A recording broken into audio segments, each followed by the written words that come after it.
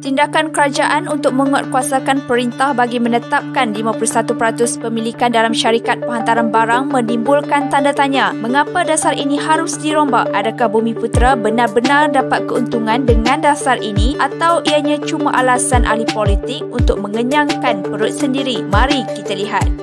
Pengenalan dasar ekonomi baru oleh kerajaan pada asalnya untuk meningkatkan ekonomi Bumiputera agar dapat bersaing dengan bangsa lain dalam bidang ekonomi. Ia dilihat sebagai penawar kepada dasar pecah perintah yang diamalkan penjajah British selepas 50 tahun sejauh mana kejayaan polisi ini. Kaum Melayu dan Bumiputera khasnya yang tinggal di luar bandar terus hidup dalam keadaan miskin sementara wujudnya kelompok kecil Melayu yang hidup dengan penuh kemewahan. Ini kerana mereka mempunyai akses kepada punca kuasa dan memanipulasi dasar ekonomi baru. Contoh paling jelas ialah anak-anak Bumiputera yang dapat masuk MRSM ramai dari keluarga yang sudah kaya. Sebaliknya, anak petani dan nelayan yang miskin tidak mampu bersaing untuk ditempatkan ke sekolah asrama yang berprestij itu. Sementara itu, laporan ASB 2018 turut menunjukkan jurang kaya miskin yang terlalu luas. 77% pencarumnya mempunyai kurang RM5,000 simpanan. Sebaliknya, 0.2%